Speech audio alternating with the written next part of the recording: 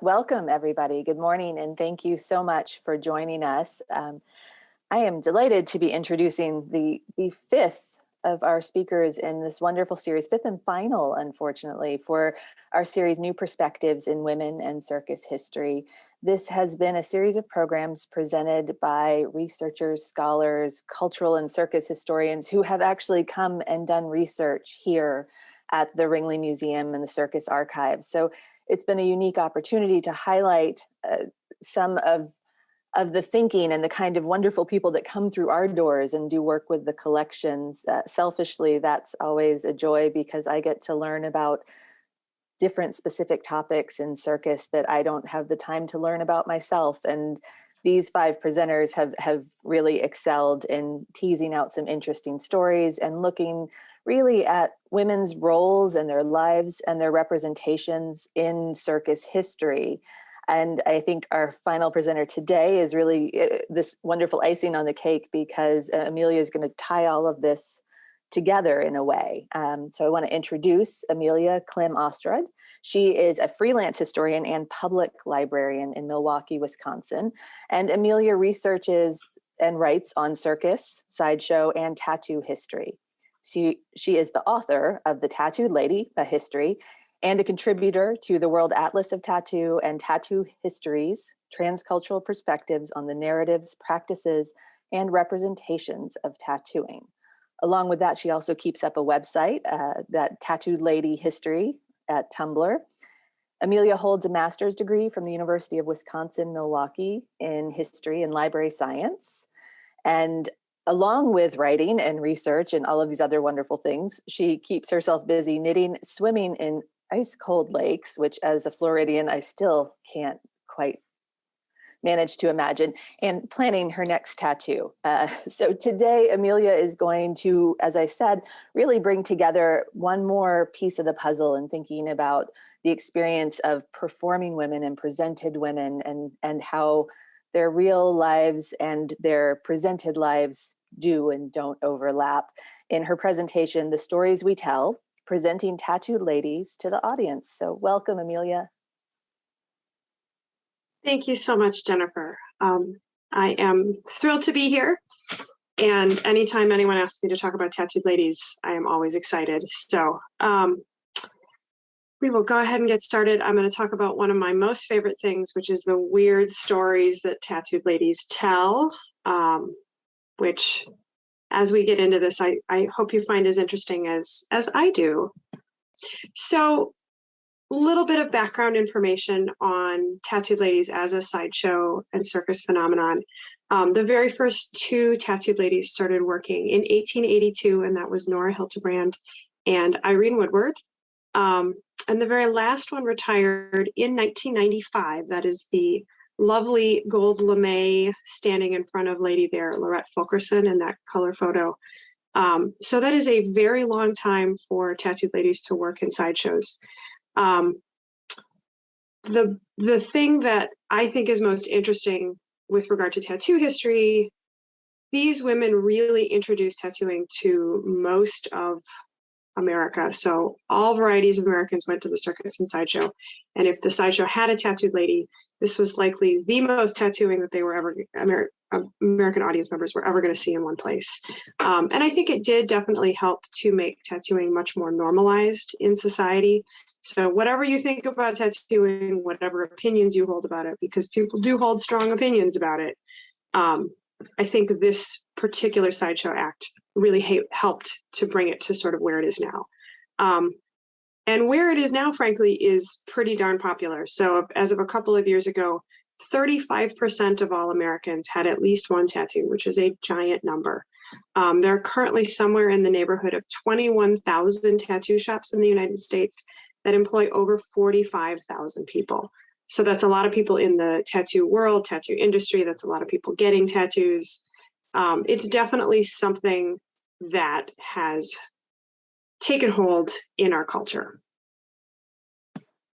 That said, as thinking of the act itself, comparing it with other sideshow and circus acts, it was frankly fairly simple. You didn't have to, do any kind of sword swallowing. You didn't have to train to ride a bicycle on a high wire. You didn't have to tame wild animals. The commitment was a little bit higher. You did have to commit completely to getting your entire body tattooed in a permanent process. So, there's a trade-off, right? There's absolutely a trade-off. There's a lovely quote from tattooed lady Betty Broadbent to a newspaper in the 1930s that I really think says it all. And she said, "It is a woman's privilege to change her mind, but I am the one woman who no longer has that privilege," which I thought was a delightful comment. Basically, the act was really simple. Like I said, you stood on stage, you showed off the tattoos on your body, you talked about why you got tattooed. There's no acrobatics involved. Like I said, you just have to commit to getting lots and lots of tattoos. If you attended Jenny Lee's presentation on circus clothing a couple of weeks ago, you have a good sense of the type of clothing that circus women wore for performance purposes, which was, briefs and tops that were easy to move in. Tattooed ladies borrowed this type of clothing from circus women, but it wasn't because they needed flexibility. It was because they needed to show off more skin. Because frankly, 95% of the act was really showing off the tattooed skin. And in the 19th century, the shock value of seeing a mostly nude woman covered in tattoos was worth audiences buying tickets for. It was a great act for when women wore a lot of clothing, and seeing a lot of skin was pretty shocking. But you think about the last tattooed lady retiring in 1995, fashion choices had changed, women's clothing choices had changed, women's options for employment had changed.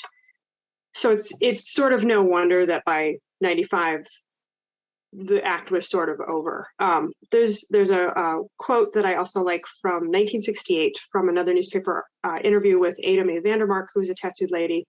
And she told a newspaper reporter that there were less tattooed women in the late 60s, not because tattoos were becoming more common, which they were at that point, but because the younger generation cares a lot about wearing bikinis and low neck dresses. And if you're tattooed, you can't dress that way. And specifically, she's referring to the fact that she, as a tattooed performer, doesn't show off her tattoos when she's not on stage. She shows them off only on stage. Because you can't give away the act just walking down the street, right? So performers also sold photos and booklets to supplement their income on stage. The photos that you see are like the photos that are included in my presentation. If you pick up a book on tattooing, you'll see lots and lots of photos of tattooed men and tattooed women. Those are a number of the photos that would have been sold at performances. And then the booklets, which I'm going to focus more on today, told the stories in print form that the women told on stage. So the tattoos were really important, obviously, but the stories were also super important because the stories were what was left behind in print. Most of these women did not write biographies. Occasionally they would talk to newspapers, but mostly the promotional story that was told in print is what is easy to find about them, and for a long time was sort of taken as verbatim fact about what, who they were as people. But the really important thing we need to know about the stories is that they're lies. They're almost all lies. Why are they lies? Because the performers needed to make a good story about why they were tattooed, and they really almost never admitted that they got tattooed to make a living in it. There are a few rare exceptions where you occasionally hear people say that, and you're like, wow, you're being honest. You got tattooed because it was a good living.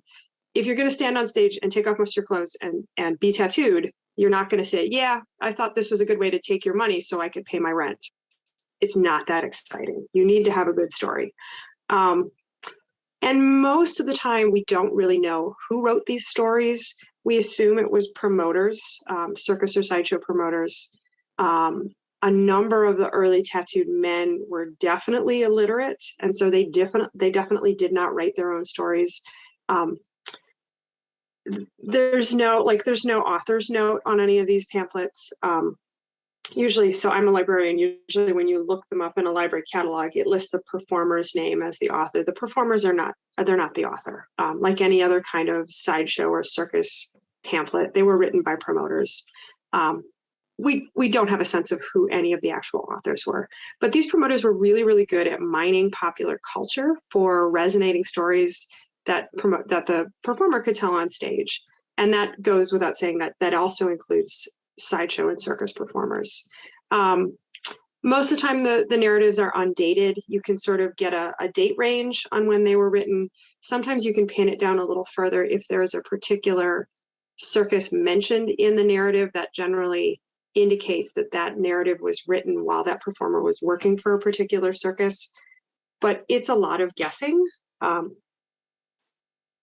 You have to sort of say, oh, 1880s, early 1880s, somewhere in there. There were two main publishers for the 19th century narratives, which is really what I'm going to talk about today. They are the New York Popular Publishing Company, which operated from around 1878 to 1892, and Merchant's Gargling Oil, which was in operation from the early 1800s to the late 1800s.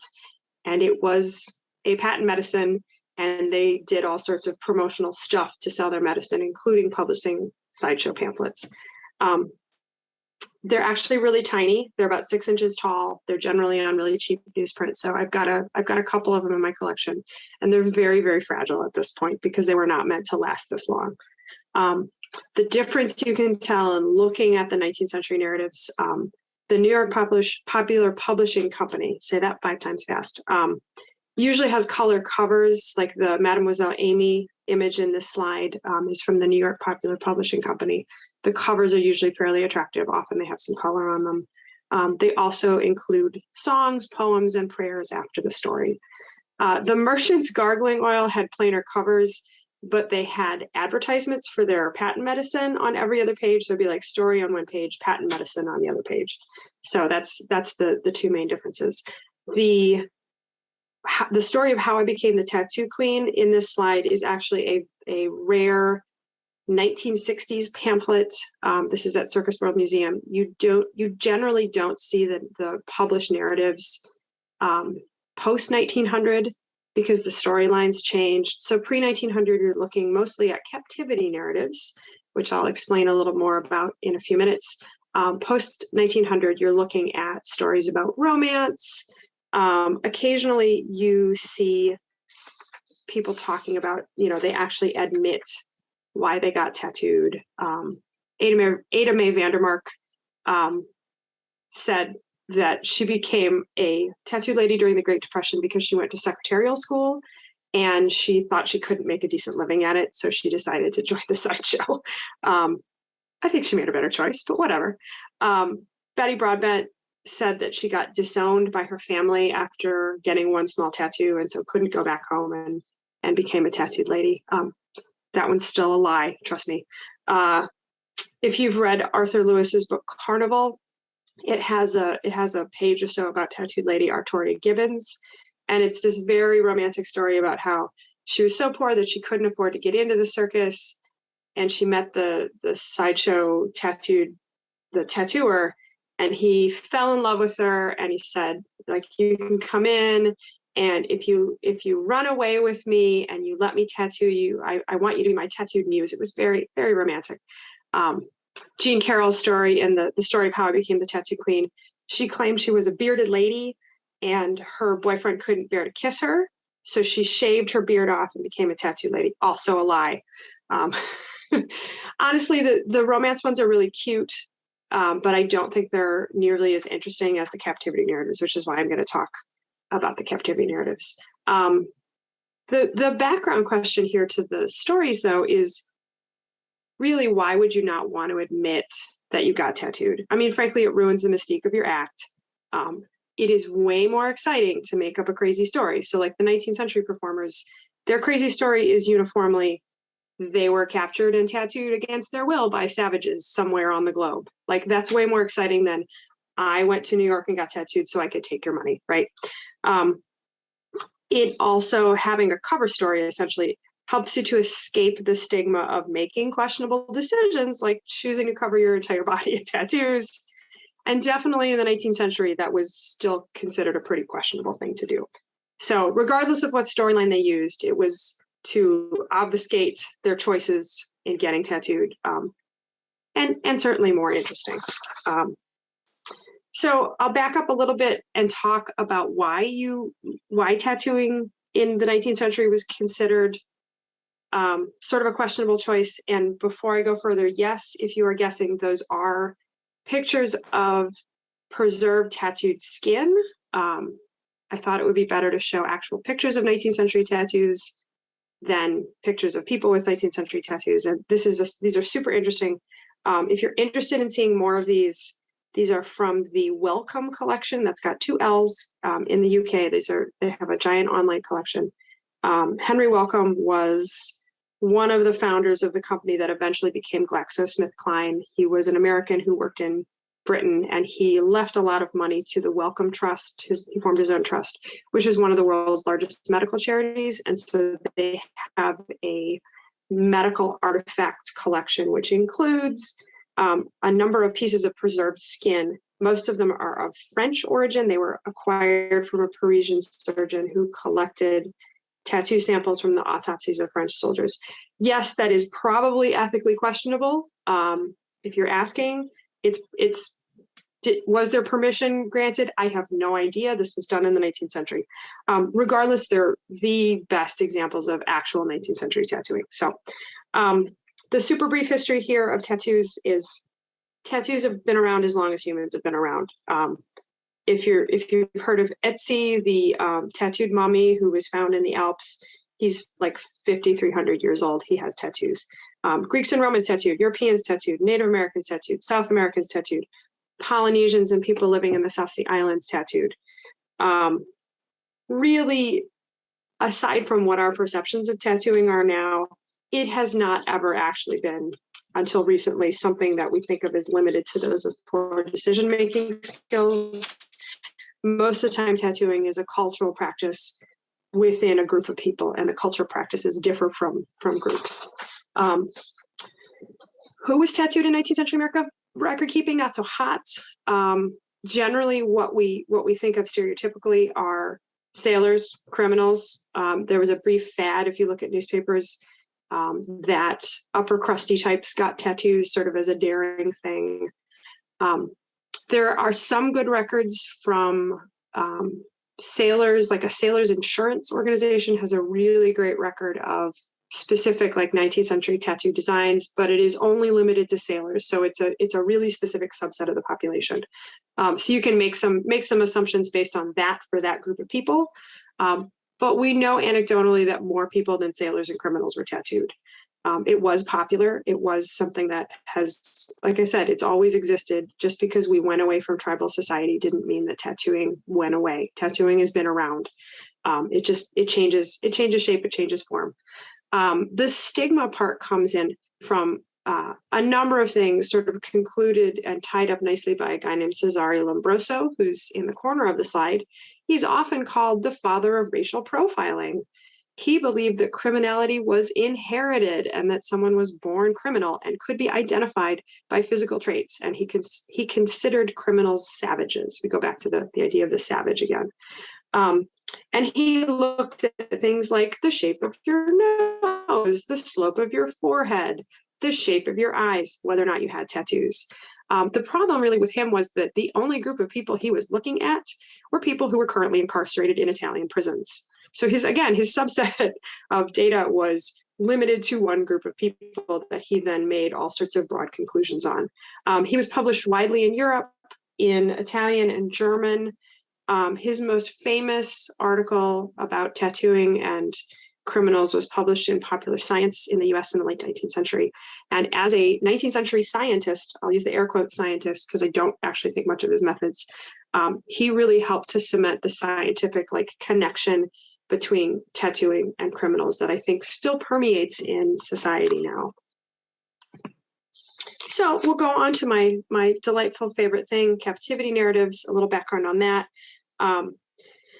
Captivity narratives are basically, they're a well-established genre in English literature. They exist essentially anywhere there is a frontier, where there are people who are of different cultures that are potentially clashing, right? So you have captivity narratives about Barbary pirates, Middle Eastern captivity narratives, captivity narratives that are set on the Indian subcontinent. Polynesian and South Seas captivity narratives, lots of North American captivity narratives. They were, when tattooed ladies and tattooed men took them on as a storyline, they were already super popular. Like if you think of like the standard Western movie you watch where like someone gets captured in some sort of fight on the frontier by Native Americans and then the cowboys go rescue them, that is a captivity narrative. They're very, very common. Frequently, the printed ones include lurid details of violence, sexual overtones, and of course, lots of racism. Some were fact-based. There's definitely some factually written captivity narratives. Oftentimes they are embellished because, embellishing them makes them more exciting. Sometimes they are completely fictional. They were written about both men and women and were used by both male and female tattooed performers.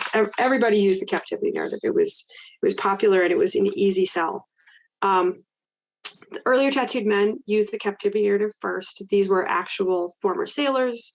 In the early 19th century, like men like John Rutherford and Barnett Burns, who were tattooed men who worked in England, and they actually had been to the South Seas and gotten tattooed.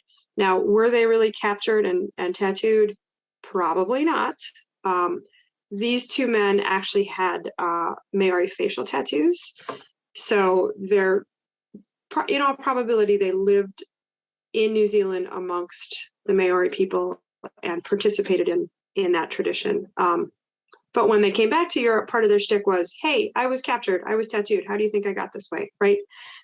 Later tattooed men, again, usually ex-sailors, had mostly Western designs.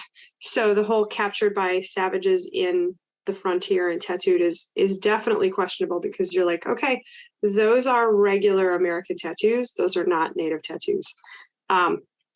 Captain George Costantenis, very famous tattooed man, claimed to have been tattooed as a prisoner in Kashgar, China. These tattoos were actually from Burma. So there's a lot of like cross-cultural stuff going on here. The standard storyline for the tattoo performer really was the performer was traveling somewhere on the frontier. They're captured by savages. The savages tattoo them by force. They survive miraculously, and then they return to civilization and get work as a performer. The fun thing here is that there are often details in the narratives, which I kind of like, I'm a big Law and Order fan. So these are like ripped from the headlines, Law and Order style. So you can pick out like contemporary, like nuggets of information that help you, like they would essentially have been directed at the audience. So the audience would understand the danger the performer was in. But they're things that may not necessarily, like we may not really understand or resonate as an event because they're not popular events from now. They're popular events from like the 1870s. The weirdest thing here is that, especially for tattooed women, gender is almost never an issue in these narratives. So the women are traveling like the men are. They're out sailing the South Seas like it's no big deal. They get captured, they get tattooed, they're super strong, they don't die, they escape. The fact that gender is never an issue in these narratives is actually really strange. So Olive Oatman was the first actual tattooed captivity narrative. She was not a performer. She was actually a traveler. She and her family were part of a Mormon splinter group that was traveling through the West. Their wagon train was attacked. Most of the family was killed. Olive and Mary Ann were captured and then traded to the Mojave. Mary Ann ended up dying in a famine. Like within a year, there had been a famine amongst the Mojave. But Olive was part of the Mojave tribe. She got chin tattoos and a few other tattoos, which made her essentially considered like she was an adopted Mojave woman. She was found and repatriated by her brother, who had been left for dead in the wagon train. And she was returned to California at age 19. And she and her brother teamed up with a minister to write her narrative to make a living, essentially. And she toured the country promoting the narrative. The narrative was super, super popular. There were a few different versions of it. It sold like crazy. It is not the most accurate. Roy B. Stratton, the minister, padded it with all sorts of non-real details to make it more exciting. But it is essentially one of the it is the first tattooed by savages, right? Captivity narratives that we see. Olive Oatman got married in 1864 and left the lecture circuit, but the book continued to be reprinted and read all over the place. It was very, very popular. Common themes you will see. These narratives were set on a frontier, either the American West or the South Pacific, depending on where the person was traveling. There are references to contemporary events and people, which are super fun. Oftentimes the women get really sick as a result of the tattooing. I have never had that happen to me. I have not gotten really sick. I have not gone blind, but these women do. However, they are very strong and they always survive, and their rescue leads to fame and fortune. Occasionally, so the women are generally either tattooed by the native people or they are tattooed by family members to protect them. It's sort of a strange dynamic. So we'll start with Nora Helterbrand's narrative.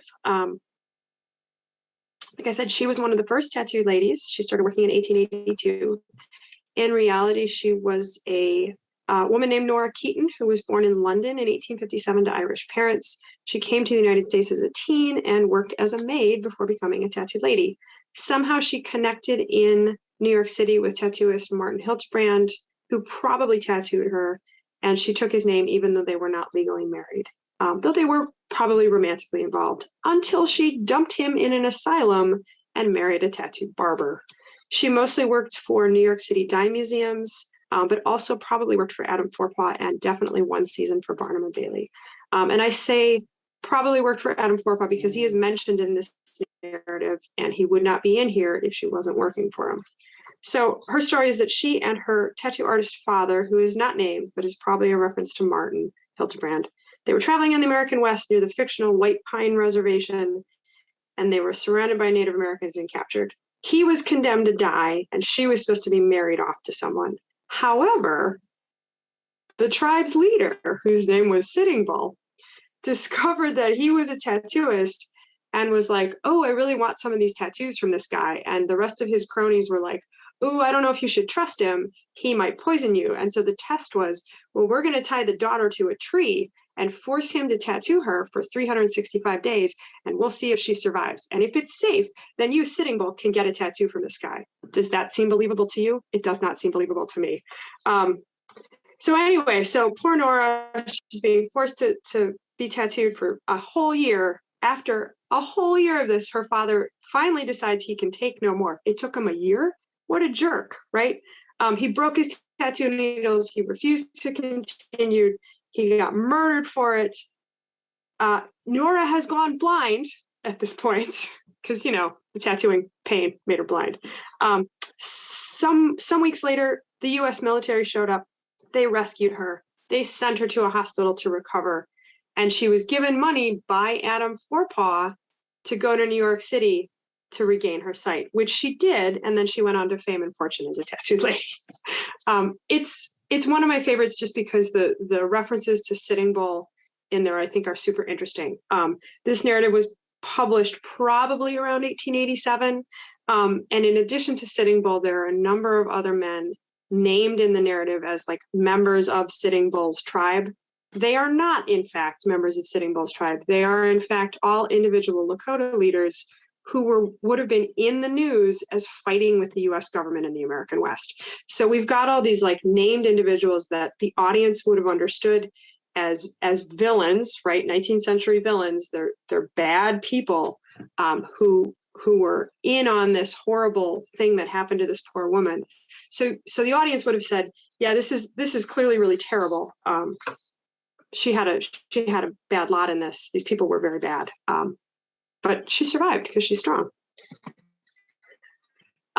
Irene Woodward, also one of the first tattooed ladies. She was born in Philadelphia, not in the American West, as she said. She was born in 1857 also. She was married and had a son when she decided to become a tattooed lady, and her husband was her promoter. She worked at dime museums across the US for many years. She worked for Forepaugh for a season, and she did go to London with Barnum and Bailey in 1889, and then stayed in Europe with her family working as a tattooed lady for a number of years. Interestingly, also, she is the only tattooed lady I can find that worked on a Wild West show. She worked on Pawnee Bill's Wild West show in Europe and the United States. Her pamphlet was published by the New York Popular Publishing Company with that beautiful cover sometime in the early 1880s. Her story is that she was tattooed by her father, who was a former sailor in the American West, and it was to protect her from being stolen from him. So, of course, the family is eventually captured. The tattooed father is murdered by the Utes in 1879. Irene's tattooing is what saves her. Her pamphlet talks all about like how beautiful she is and how beautiful her tattooing is. It's very lovely. One of the fun references in here is the reference to the Meeker family. So the quote in the story is, "The girl's fate might have been the same as the Meeker family, but the tattooing saved her."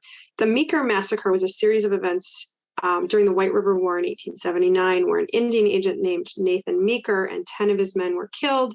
His wife and adult daughter were captured amongst some other people, and they were taken captive for 23 days.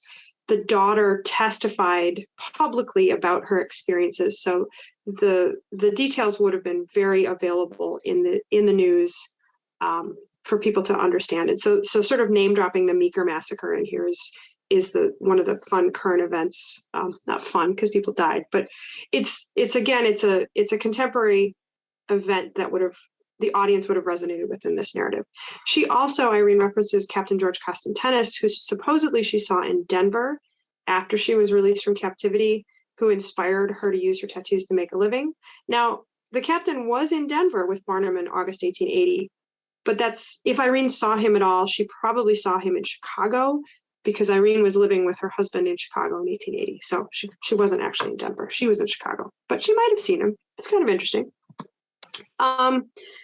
The facts relating to Mademoiselle Amy, beautiful Amy here, it's totally identical to Irene Woodward's pamphlet. Like the whole thing, there are gaps in the text where they've cut out Irene's name. The story is exactly the same. It is totally identical. They replaced the cover. They gave it a new title. They put a new image on the cover. It's exactly the same. Amy was the stage name for a woman named Ida Mae Busey, who was a farm wife before she decided to get tattooed in Cincinnati in 1884. Several years after she started performing, she married a fellow performer named James Coleman Mitchell as part of a dime museum wedding performance in Washington, D.C. And he worked as a soap eater, which sounds delicious, as well as being a dime museum manager. So Amy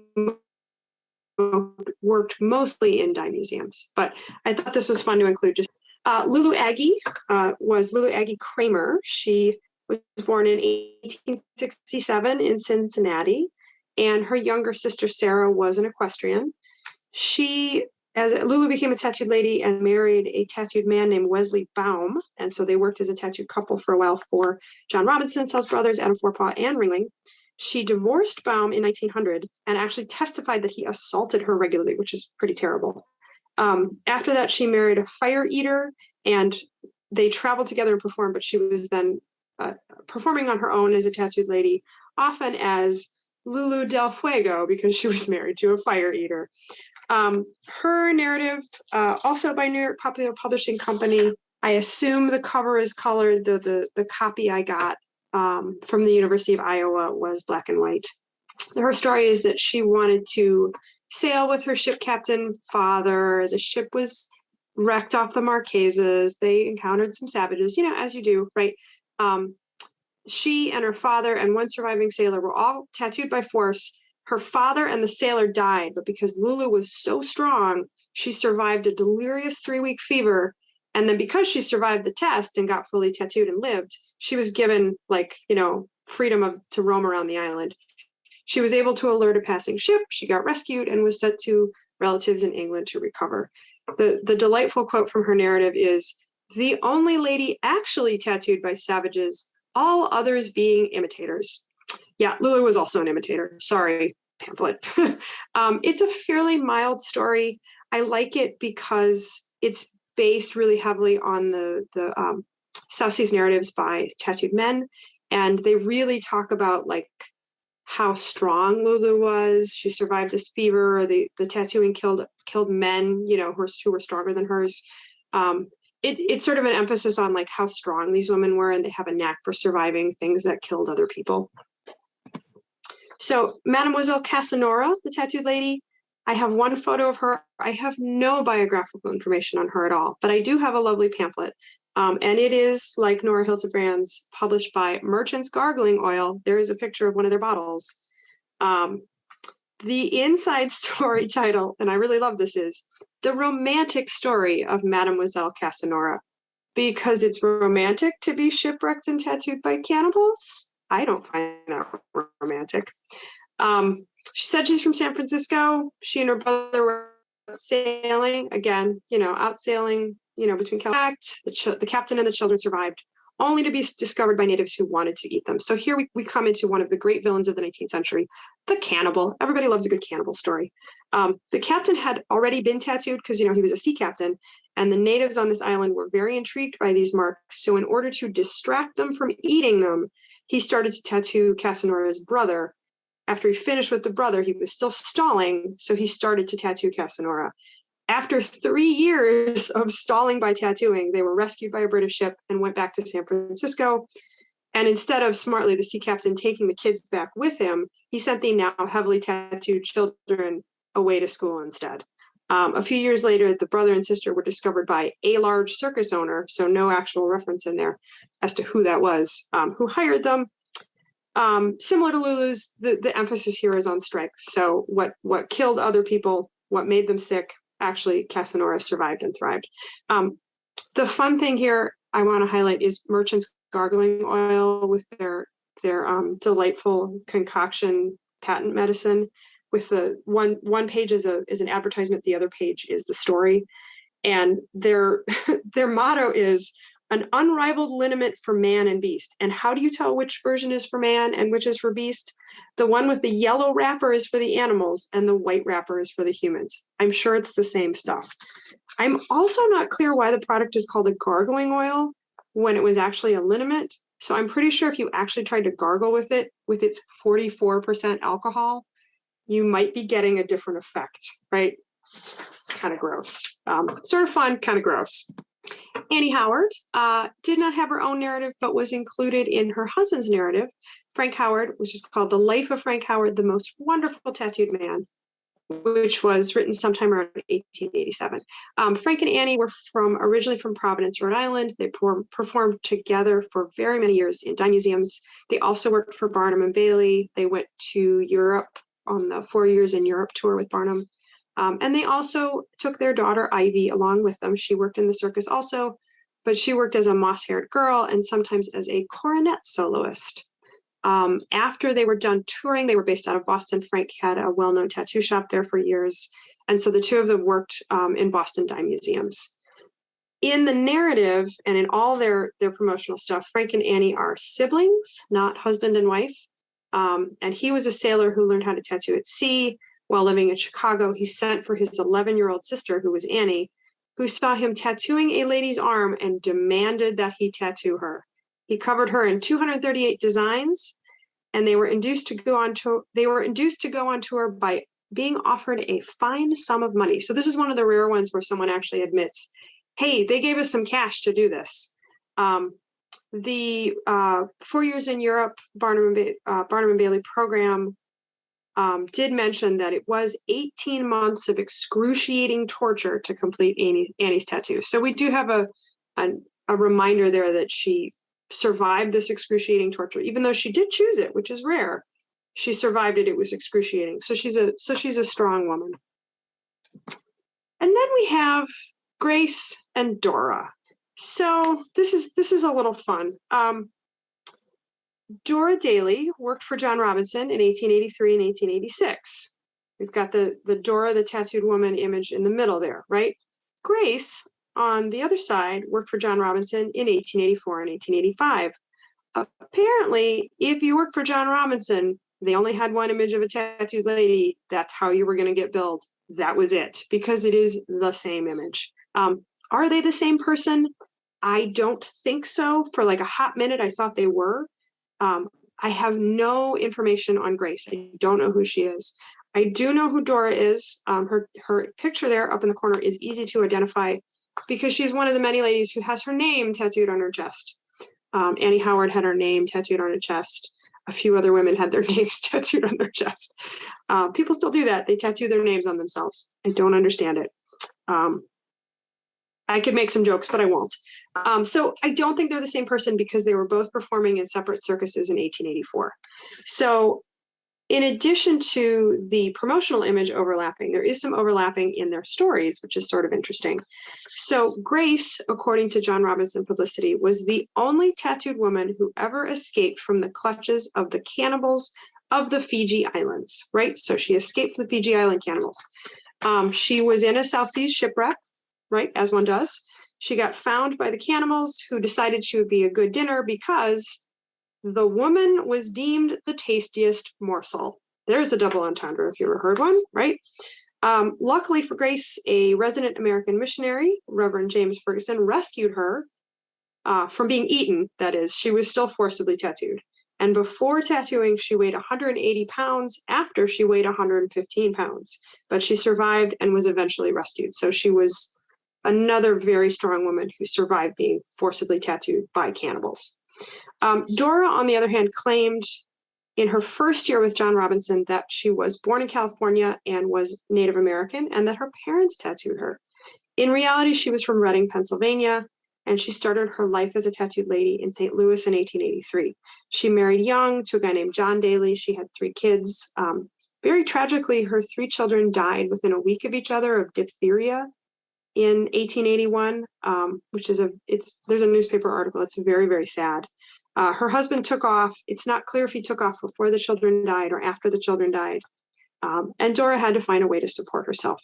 She later married juggler and aerialist John Irwin. After another great newspaper article where Daly showed up in California while Dora was performing as a tattooed woman and tried to get her to come home with him and be a good wife. She didn't come home with him. The article is really interesting because it interviews interviews, right? It's a publicity article too. So it interviews John Daly. It also interviews Dora, where she goes to her, I was born in California. My parents were Native American. I want to know the real story. Oh, okay. Then she says, well, actually, I got tattooed in New York City because I saw Irene Woodward at the Nell's Museum, and I decided that I'm exhibiting myself strictly as a business enterprise, which is, again, fairly rare. So the other Dora and Grace overlap, that's a little funny.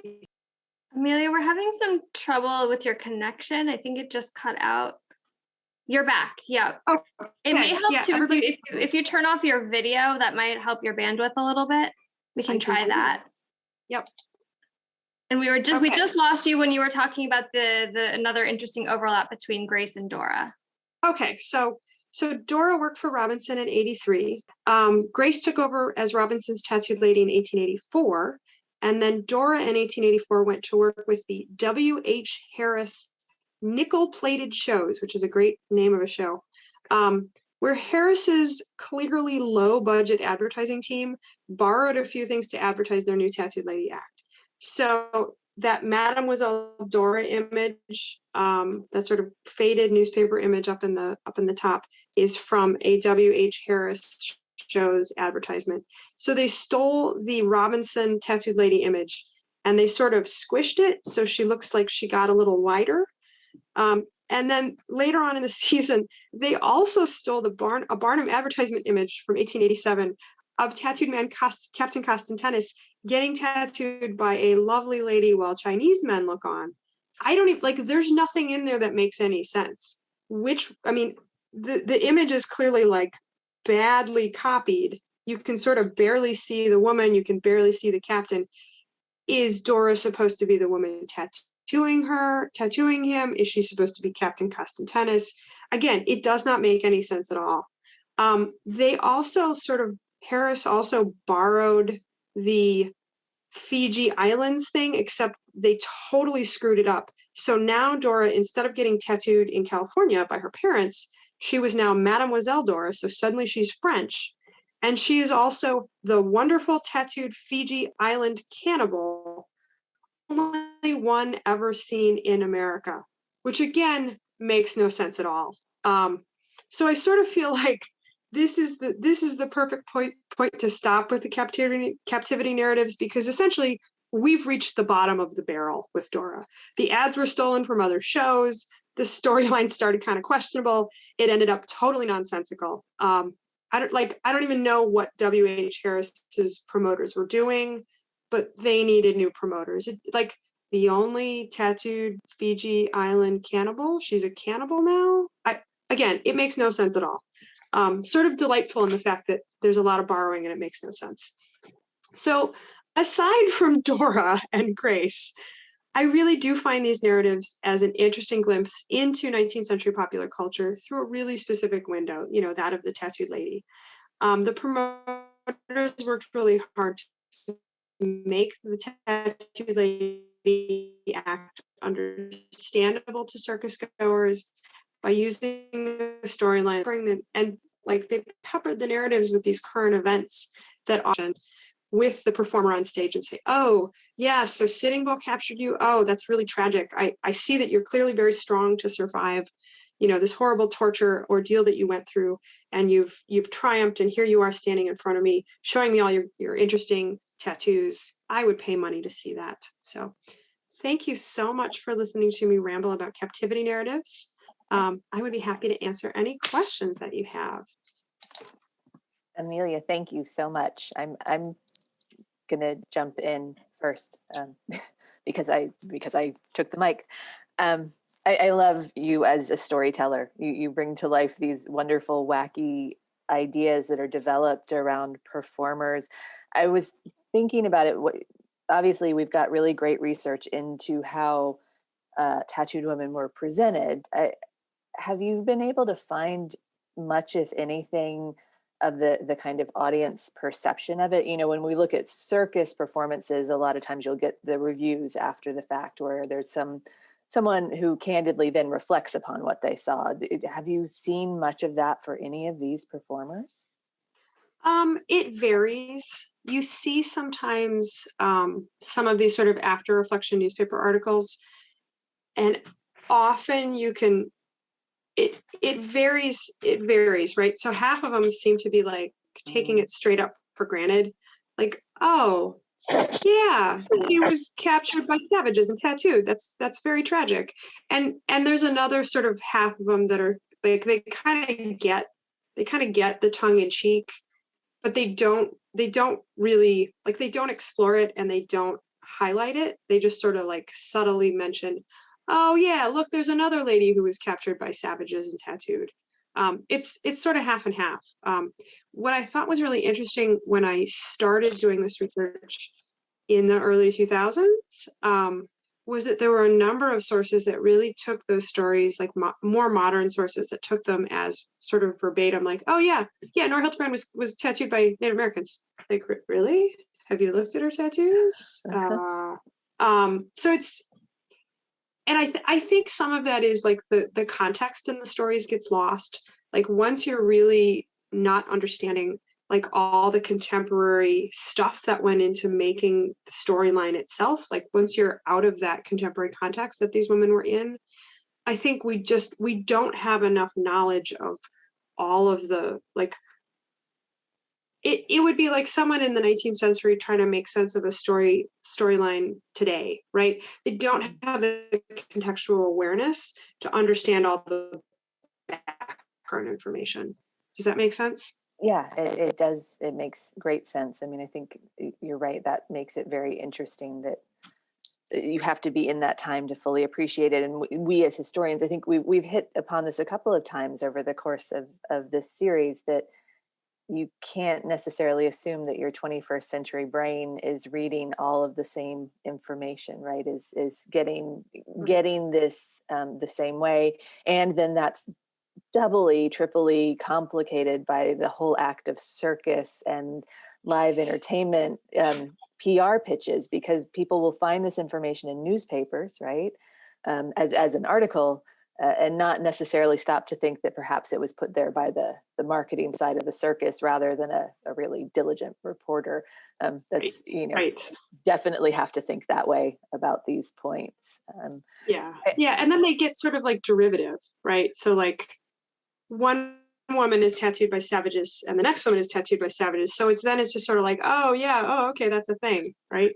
That's how it happens, right? That's how it happens. We expect it. I was interested in the Dora and Grace portion because just before you had gotten to that, I was wondering to myself if there was any frequency with which people's stories were just picked up. And there was, I'm trying to remember, there was one other where, Mademoiselle Amy, who took Irene's story. Yeah. Again, looking at the big top performances, there's Zell, the human cannonball. There was the other Zazelle who. There was the other Zazelle. Yeah. So we have these moments in circus history that we can see that an identity was conveniently lifted for presentation and they didn't overlap, but it sometimes is hard to tease apart who was who. And I guess it happened here too with their stories to some degree, at least. Yeah, definitely. And because we're also dealing with people who uniformly have fake names they're using, that makes it also a little bit harder, is because none of these women used their actual real name. Like Nora Helterbrand comes kind of close, but that wasn't her legal last name. That was never her legal last name. Most of them just created new names. They're stage names, right? You want a better name than Ida, right? Ida was apparently not a good stage name. I'm going to ask one more question on that, and then I am going to let us start getting to other people's questions. Knowing that, I'm thinking back to Kat talking to us about Josie DeMott and kind of leaving circus life.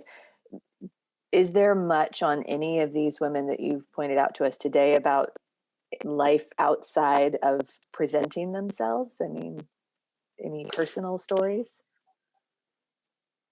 Not a lot.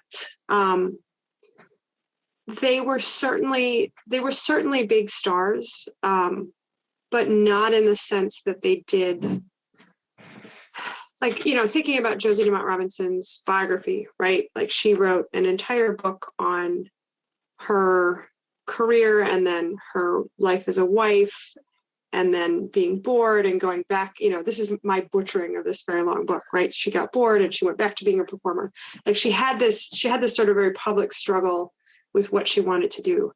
None of these women did anything remotely like that. They seem to have either they worked and then died. Like a lot of them had fairly short lives. Like Nora Helterbrand died of pneumonia when she was not particularly that old. Irene Woodward, I think she had retired for a little bit, but she died of uterine cancer in 1915. It was still the 19th century. You could die fairly early of something that would be curable today. And so it really does seem like they left the public spotlight and sort of, weirdly, totally blended in and just disappeared, which is fascinating because they were totally covered in tattoos, right? Like your neighbors had to have known, maybe you're wearing a long sleeve dress, but it gets warm, you roll your sleeves up. You got a mop floor, you roll your sleeves up. Like the people around them in their lives, their private lives, clearly knew they were tattooed performers, but that doesn't ever seem to leak anywhere. Like you don't see newspaper exposés.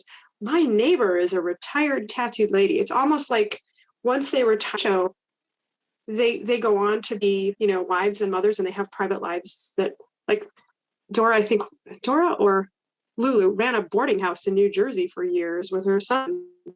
Like they just, this is just something else that they did.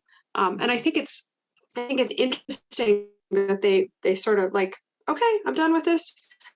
I'm going to go do something else that's, I think, much more what we consider as and they didn't really seem to reference their showtime after that, which is interesting, I think, from sort of that lack of wanting to talk about it, right? Yeah, absolutely. So I know we're getting close on time. We've got a few questions in the chat, so I'm going to try and work through some of those. I'm going to combine two of them because they come to your personal interest in this. One, Nanette was asking how you got interested in this topic. And then Krista has asked, of all the tattooed ladies you've seen from this era, do you have a favorite one or one that's particularly peculiar? So I got interested actually because this research stemmed out of my master's degree in history.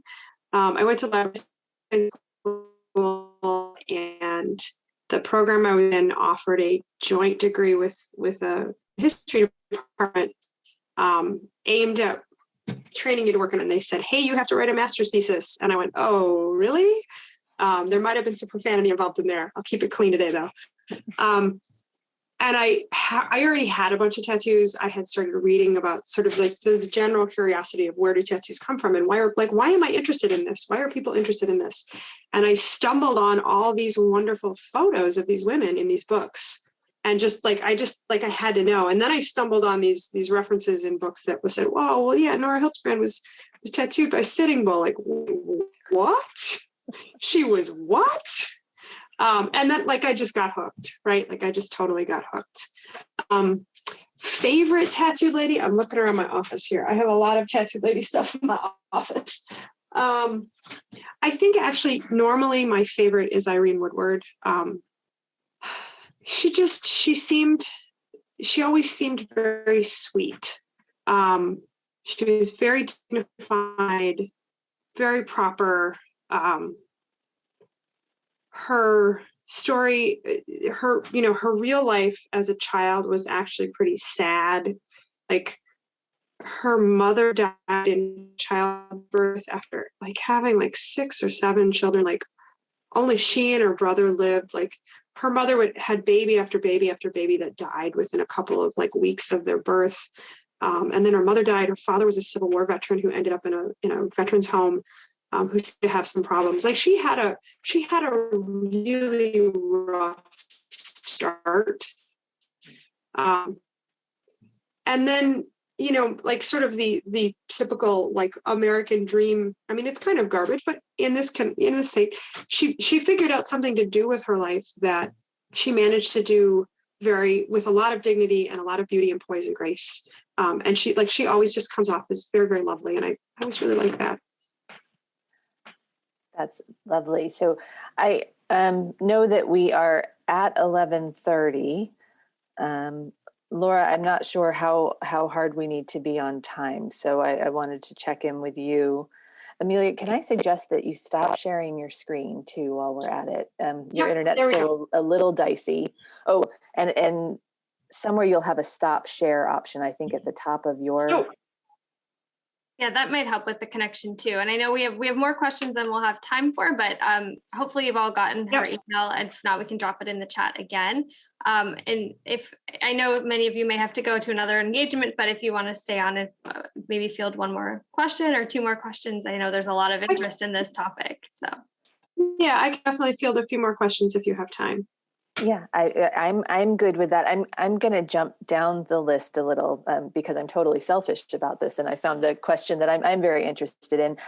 Fred Dollinger has joined us and says, you mentioned just one tattooed woman with a Wild West show, perhaps a narrative assigning capture and tattooing to savages, as it were, would have conflicted with the noble image that they were trying to portray for the Native American performers in that kind of entertainment. So thoughts, Amelia?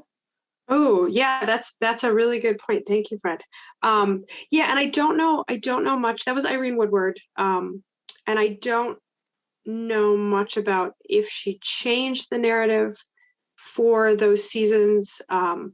She seems to have hooked up with the Wild West show in Europe while she was working in Europe, and then came back to the US with them and toured for a season, and then went back to Europe. She went to Russia of all places after that. But yeah, it would seem like an absolute conflict. And I don't have a sense of, did she change the narrative or just not talk about it? I think it would depend on how much the narrative was talked about and emphasized by the show. Because if you pamphlet, you could talk about whatever you wanted to talk about, right? You could make something new up, and I don't have a sense of whether or not that happened. But yeah, that's an excellent point. Yeah, I think that's, and the fact that that was during their European tour may be part of the thinking, that one should put into that too, I think, because you're Absolutely. different. Yeah, I think that would.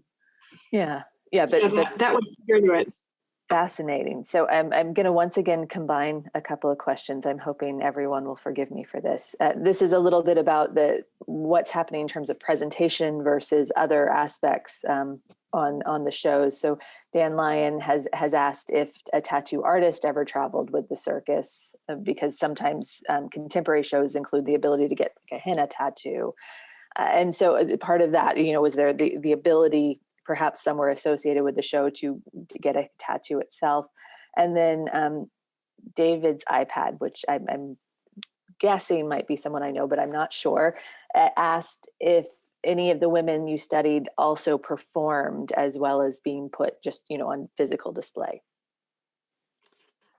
So the question about could you get a tattoo, was there a tattoo artist on the show? Often there was, especially if there was this was a tattooed couple sort of situation. Often the tattooed men, many of them were, and I won't say tattoo artists because they were not called tattoo artists then, they were called tattooists. Tattoo artists was a term that came about in the 1960s and 1970s. If you look closely at the tattoos on any of these people, I think you would really hesitate to call it art, to be quite honest. A lot of it is fairly crude. They're doing their best, but they didn't go to art school. Especially so post 1900, there were often many sideshows had tattooists, and later tattoo artists. Like Artoria Gibbons's husband was a tattooist, and he traveled with her and was did tattoo at sideshows for years and years and years. That was actually very common. So yeah, as in addition to introducing tattooing to people who had never seen it before, for a lot of these shows, definitely audience members potentially could have the opportunity to get a tattoo. That said, tattooing was a very different thing than it is today. It was much more informal. It was not necessarily with a mechanized piece of equipment. So you could also probably get a tattoo somewhere in your city if you know where to look. And as for the question about performers, as opposed to standing and showing off their bodies, I have not come across any instance of a tattooed woman who did that. Two of the earliest tattooed men one had a musical component to his show and one had a dancing component to his show. So James O'Connell danced to the Irish jig in addition to being a tattooed man, and that seemed fairly central to his performance. But the women generally did not. They generally simply stood there and showed off their tattoos. Great. I think that has gotten through. One last question, and then we probably will wrap up. Krista has asked, I heard Maud Stevens Wagner used to be a contortionist. Yeah. Yep. I've heard that as well, but I've not actually been able to confirm it. She claims it. I'm not certain it's true because it's not confirmable. And it has the ring of I shaved off my beard to become a tattooed lady for love. It has, and I can't prove it, but it has that ring to it. Wonderful. Well, while I'm talking for just a second, Amelia, do take a second and read some of the other wonderful compliments that you've gotten in the chat. To everyone who has taken the time to join us today and throughout this series, thank you so much. To the 5 presenters who have done all of this work, I'm grateful to you all and look forward to learning what research goes forward from here. Amelia, this has been a fun program and a great way to wrap it all up. Thank you so much for doing this. And I hope everybody out there has a wonderful day. Thank you. Thank you. Bye.